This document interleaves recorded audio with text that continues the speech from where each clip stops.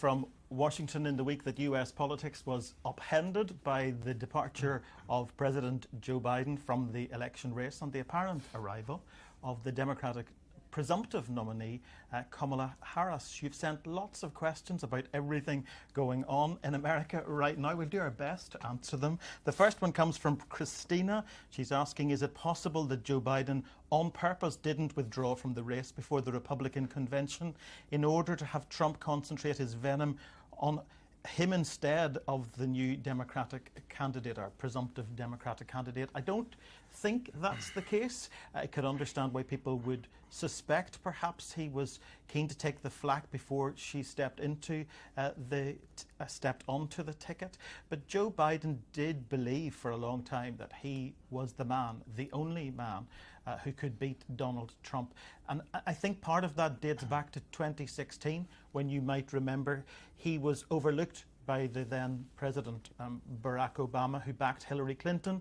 And we know what happened next. Donald Trump ended up in the White House. Joe Biden felt that that would never have happened if he had been the candidate in 2016, and he felt the only way to stop it happening again was for him to remain on the ticket. But in the end, I think his frailty caught up with him. He contracted COVID for a fourth time, I think, ended up isolated in Delaware, and decided it was time to pass the baton. Now, James Matthews, who knows much more about the United States than I do, our US correspondent, is with me. And James, we have a question from Ireland, USA. Fantastic. Can the youth in America tip the scales in Kamala Harris's favour? Well, David, from one baldy middle-aged guy to another, I think yes. I think the youth clearly are going to be a factor. If you look at polls, there was a CNN poll out a couple of weeks ago, and that showed a degree of disengagement amongst young people. Around half are registered to vote and plan to vote, but a substantial number viewed Joe Biden as a failure in his presidency. And of course, America at large, Biden versus Trump is the election they did not want. So I think Kamala Harris, yes, clearly her politics will shape the vote and the backing in due course.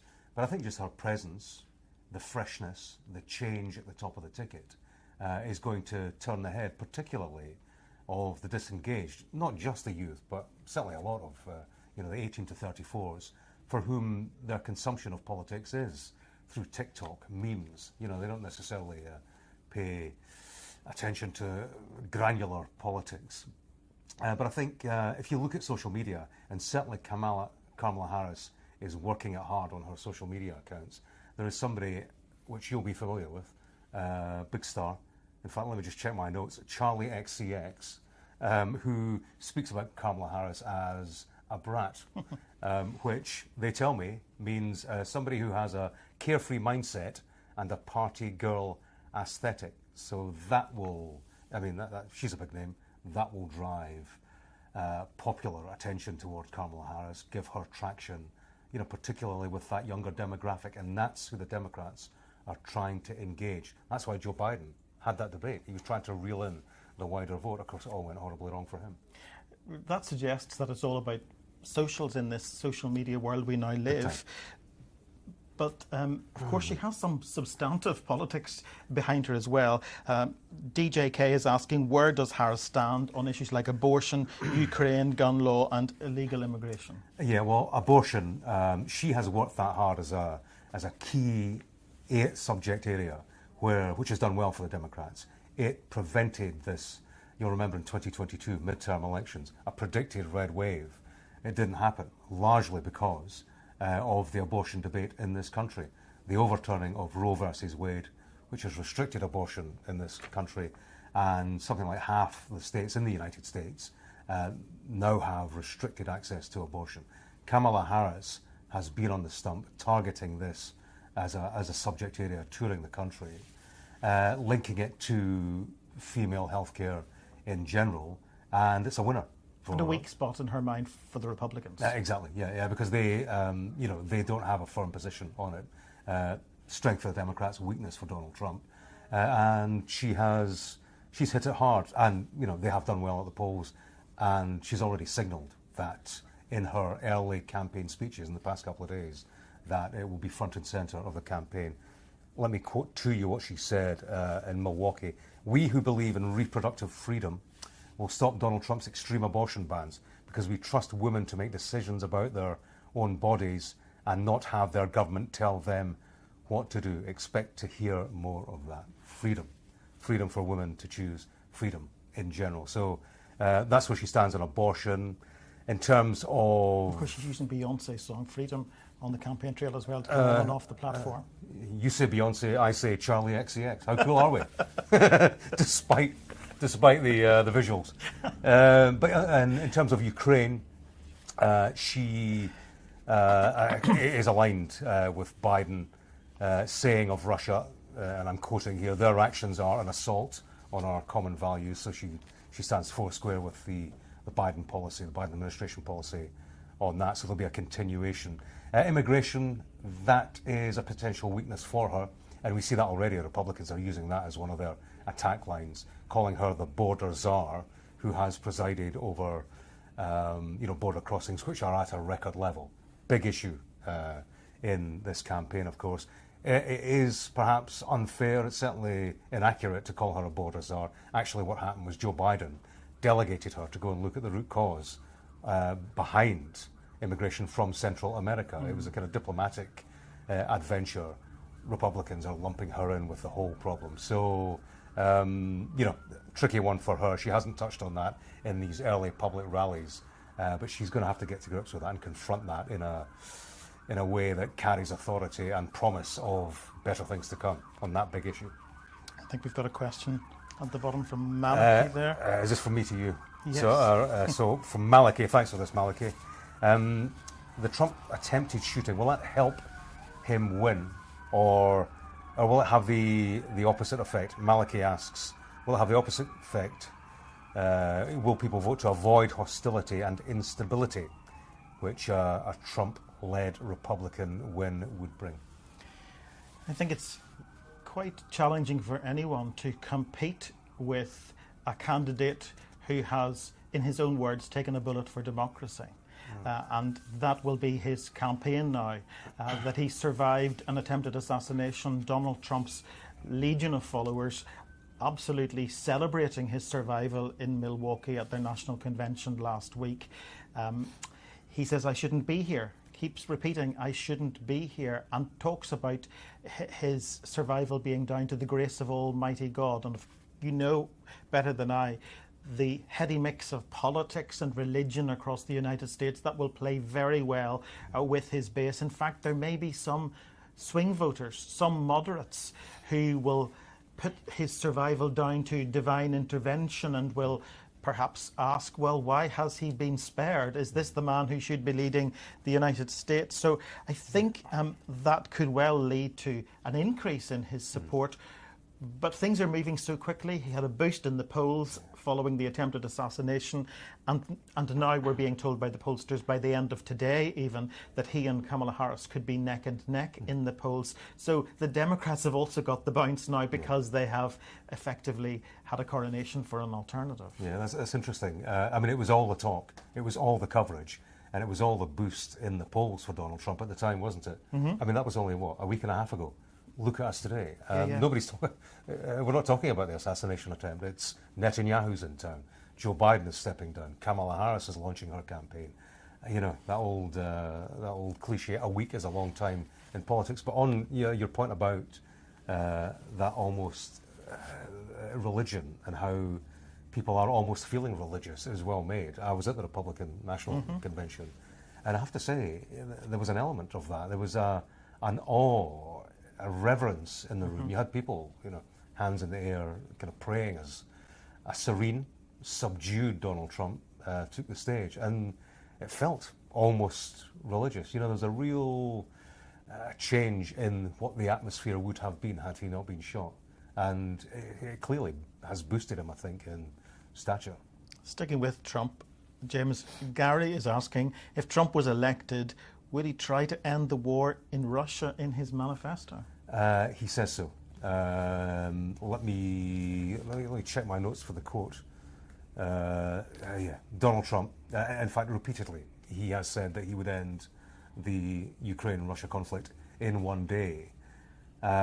Quite how he intends to do that, he hasn't articulated. But his campaigns say that it would be a top priority, and negotiations, would take place to end it within 24 hours. His opponents say, well, that raises all sorts of red flags. Principally, that he would simply roll over for Vladimir Putin, who they characterise as an old friend. He certainly has there's a relative warmth between Trump and Putin. So his opponents say, well, fine, end it in one day, but he would do that by coming to some rush negotiation that involved Ukraine, or forced Ukraine effectively, by a number of means, withdrawing US support and so on, forced Ukraine to cede territory to Russia, and that would be nothing less than a victory for Putin, say his opponents, and it would be an encouragement for him to enact further aggression. Of course, it's raising all sorts of concerns worldwide, particularly in European countries, not just with regard to Ukraine, but the implications of a Trump presidency, beyond that, for the future of NATO and so on. John D is asking, if Trump is elected, will he be in a position to pardon himself from the conviction against him for fraud? Well, I think this is a question that has challenged some of the brightest legal minds in the Ivy League colleges of the United States, but I have done a little bit of homework on it, and I'm told that Article 2, Section 2 of the Constitution defines the pardon power as allowing the President to grant reprieves and pardon for offences against the United States, except, and this is a big except, in cases of impeachment. So most people seem to be of the mind that he would be able to pardon himself, but it does not mean he would escape the potential for impeachment. And I think when we're talking about his convictions, it is important to remember that while he was convicted in relation to the so-called hush money trial, 34 felony counts, I think, and Kamala Harris is already leaning into that, presenting the upcoming battle as between a former prosecutor herself, former Attorney General, but also a convicted felon. And yet he has managed to avoid other cases in the Supreme Court ruling that he was entitled to a degree of immunity from prosecution. And then just last week, the most significant of all the cases against him in relation to the alleged mishandling of classified documents which were found at his Florida estate Mar-a-Lago, that being thrown out by a judge for constitutional reasons as well. Yeah. Now, we're still with Trump. We're still with Ask Trump. me something. Jevichka, I hope I've said that right, but thanks for your question. What happened to Trump supporters who attacked the US Capitol on January 6th, 2020, such as Proud Boys, QAnon, Oath Keepers, plus others? Are they still Trump supporters? Will they present further problems when Trump loses the 2024 election? Yeah, I think the honest answer to that, Jevichka, is nobody quite knows. We will know if and when Trump does lose, and we see the reaction. Always a worry in a country that's armed to the teeth, and clearly there is the potential for violence. We've seen it before, and you have to wonder if we'll see it again, particularly given the political rhetoric, encouragement to political violence. Some would say, driven by Donald Trump himself, but from all sections of the political landscape, we hear it. In my time, last December, we did a piece about January the 6th rioters. We went down to the prison just down the road in Washington, D.C. Interestingly, they have every night at 9 p.m. there is a vigil. Supporters, relatives of people who are actually in the prison. Who regard them as hostages. That's the language Donald Trump uses. Well, exactly, yeah. Yes, hostages. And their argument, speaking to wives of guys who are in there, was that they were simply, they went to demonstrate, found themselves caught up in a crowd, and are being made an example of. One in particular spoke to the wife of a guy who's in for 6 years, and she said that he was simply caught up in the excitement of the day. There was a crowd suddenly wandering into the Capitol, and he just joined the movement. He wasn't, there was nothing insurrection about it from his point of view, but he's been put in jail for that very crime. As to whether I interviewed one of these guys. What happens is they put them on a loudspeaker, connect them to a phone. There's a number of them, and they sing. So they have a conversation over the phone on loudspeaker with the people gathered for the vigil. They end the exercise about half an hour later with singing of the national anthem, American national anthem. So I spoke to one of the guys who was in jail, and you know, I asked him, you know, do you support Trump? He kind of gave me a non-answer to that. You know, his line was, look, you know, never mind Trump, I shouldn't be here. So that's where they are in terms of the direct question and answer. That's where they are. They're more interested in themselves than they are in Trump. But you know, these groups still exist. The Proud Boys, you know, the Oath Keepers. They are, you know, they have access to firearms, and hundreds of people were convicted, and I'm told they include former police officers, former US Marines, a former US gold Olympian, a swimmer. I mean, extraordinary, the people who are there. And the investigation continues into the raid on the Capitol and on January 6th. I think they're still trying to identify 80 people from various footage, pieces of footage they have. Yeah, and it's one of the issues, and one of the hard questions for the Department of Justice. Why are there several hundred January the 6th rioters in jail, and yet Donald Trump remains a free man? Hasn't faced the consequences, hasn't faced judge and jury, because that obviously has been delayed, the January 6th trial. The criticism is, if Donald Trump was the ringleader, why was he not first to be tried? You know, why go through this tranche of hundreds of people and then get to Trump? Because, you know, that has left him in the situation where we are, a guy who's running to sit once more in the Oval Office, accused of subverting democracy. And the argument goes, and many would adhere to it, that the evidence against Trump should have been laid bare throughout a trial, so that you know exactly who you're voting for and what his background is and what his motivations are, with a view to government and stable government. Let's pivot back then to the woman who looks likely to be his contender. She's not formally on the ticket yet, but it appears to be a done deal, with Ms. Countess asking who's likely to be Harris's running mate. Yeah, well, Perm won from about 5 right now. There's a picture doing the rounds on social media which was mildly amusing, and it said this, you know, T-shirt, because clearly there'll be a Harris and whoever else on the T-shirt. This was Harris and white heterosexual male from a swing state. Very funny, but also pretty prescient, because you know, Americans are being asked to make history and to take a leap in parts. You know, she's a woman of colour. She would be the first female president. They're being asked to make history. There are parts of this country that will be uncomfortable with that, reluctant. Parts of the country that are welded to more traditional politics. I think in those parts of the country, the kind of pale, middle-aged male, the likes of us, David, although we're not running, you know, will help to balance a ticket, and I think inject a balance that will resonate in awkward parts of the country. So I think, if you look at the potential candidates, that's very much the demographic. That is the type.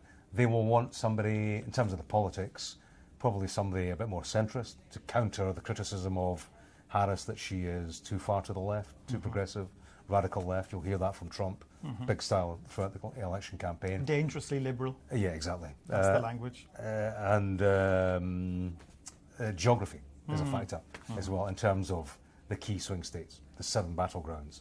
Whoever she picks, I bet you, will come from one of these states, because it makes sense for the Democrats to anchor the victory plan. There's value in it to anchor the victory plan in, or to anchor the ticket in a swing state. So the names, I think, being vetted, I'll try and remember some of them. Governor Roy Cooper, North Carolina, 67 years of age. They've been friends for a long time, were attorneys general in their respective states. Of course, the negative for him is that he is nearly 30 years older than Trump's running mate, J.D. Vance. Then you've got Senator Mark Kelly in Arizona. While he's just 60 years of age, I think. He only came into politics because of the shooting of his wife, Congresswoman Gabby Giffords, who had to retire. But he's the all-American story, former astronaut, captain 2 space shuttles. That's got to play well with some, and he's in Arizona, of course. A lot of focus on Josh Shapiro in Pennsylvania, because... Yeah, come on then, who's the 4th one? Let me finish with Josh Shapiro. I've got a fourth one. Josh Shapiro, though, of course, is in Pennsylvania, and not since Truman in 1948 have the Democrats taken the White House. Has anyone taken the White House without taking Pennsylvania? So that's a critical swing state for them. Yeah. Gretchen Whitmer, Yeah. who is in Michigan, Yeah. governor there. She's co-chair of the campaign. Yeah. I think she's ruled herself out, has she not? No, well, she was on the vetting list yesterday, even though she has already been appointed the co-chair of the campaign, which is interesting. But it would be very difficult to see them put another woman I think so, yeah. on the campaign. Yeah. America might struggle to put one woman into the White House, never mind I think, elected vice president. History one nomination at a time, I think. Yeah. Who's your money on? Josh Shapiro. I don't know I'll go why. Mark Kelly. Really? Yes, simply, I get the whole thing about Josh Shapiro, very good performer, great media operator, recent governor in Pennsylvania, and your point is well made about Pennsylvania being the path. I think Mark Kelly, because he is older and more experienced, and I don't know, I just think age will give a bit of ballast to the ticket. And good performer, Arizona, key state itself. So there you go. I'll put a $5 on that. Ah, okay. Dollars. I think a lot of people asking questions about the Obamas. Let me ask you this. We've got this is from Nick2312. Do you think Barack Obama has held back his endorsement of Harris because he hopes that his wife, Michelle, might be persuaded to throw her hat in the ring? If only we had $5 for every time someone asked a question about Michelle Obama and the potential for her to run. I think lots of the speculation around Barack Obama and Michelle Obama is unfounded. It's not the first time he's chosen not to endorse a candidate. Back in 2020, he didn't endorse Joe Biden until Senator Bernie Sanders dropped out of the race. And perhaps he didn't want to make the same mistake twice, of course, because he did endorse Hillary Clinton, and as we've already talked about, Donald Trump ended up in the White House. Joe Biden reportedly holds a grudge about that to this day, believing he could have beaten Trump. But polls have shown consistently that Michelle Obama would actually be the one Democrat who would be guaranteed victory over Donald Trump. But she has repeatedly stressed, time and time again, that she has no presidential aspirations. So I don't think it's a case of the Obamas trying to facilitate her going onto the ticket. I think Barack Obama just seems to be implying in his statement on Sunday when he was paying tribute to Joe Biden that he thinks there should be some open and transparent process at the Democratic National Convention in August.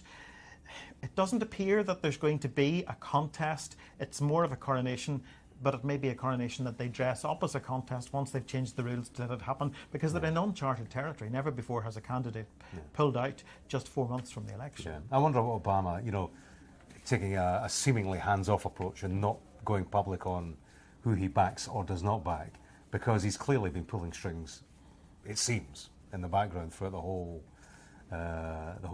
effort to get Joe Biden to take the jump. Big pals with George Clooney. Clooney came out, of course, had a great impact, his statement saying, for goodness sake, go Joe. Obama, no involvement in that apparently.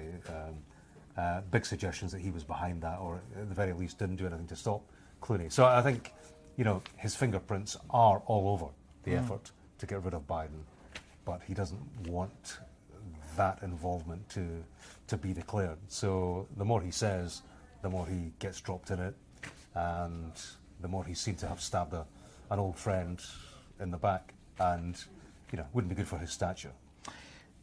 Jerry H. is asking, why does Trump call Joe Biden crooked when he is in fact the only convicted criminal? I think he, with the crooked Joe Biden thing, is all about neutralising Donald Trump's own status and situation and set of circumstances as a convicted felon. He points to the accusations against him, the conviction, the ongoing effort to have him criminally convicted as a political witch hunt, characterising himself consistently as the victim, which is the theme throughout of the Trump campaign. In fact, helped to catapult him into the White House, the outsider against the establishment, an establishment that is against him. So that works for him, and you can see why he works it very hard, trying to put distance between him and his rap sheet, because, yes, he's got the criminal conviction for the falsifying business records, all very murky, the porn star and everything else. But look at the civil cases, business fraud, and having been found guilty by a jury, members of the public, liable for sexual abuse. The judge said that that was rape. You know, he classified that as rape. So you have a rapist running for the Oval Office. Easy to see why Donald Trump points to Crooked Joe and say, you know, nothing to see here, look at this guy.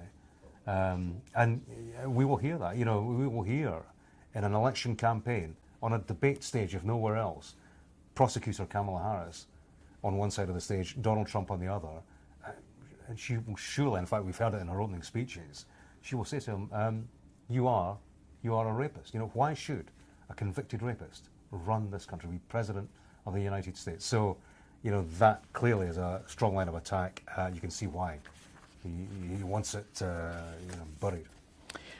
I think it was John F. Kennedy who said, we live in interesting times. We certainly do, where you have the director of the Secret Service having resigned over the attempted assassination of Donald Trump. You have the president bowing out of the race for the White House. You've got Kamala Harris all but in position to be the candidate for the Democrats. We've got Benjamin Netanyahu in town today. It's just a never-ending story right now. So we're glad of people like you, when visiting correspondents like I are parachuted in. And we've got a sight of us sitting here talking about it. Exactly. Yeah. Don't forget, at 7 p.m. UK time, we will bring you Benjamin Netanyahu, the Israeli Prime Minister's speech to Congress live. And at 1 a.m. UK time, we have that address to the nation from President Joe Biden. You can watch that on Sky News and on all our mobile platforms. So stick with us for this evolving story.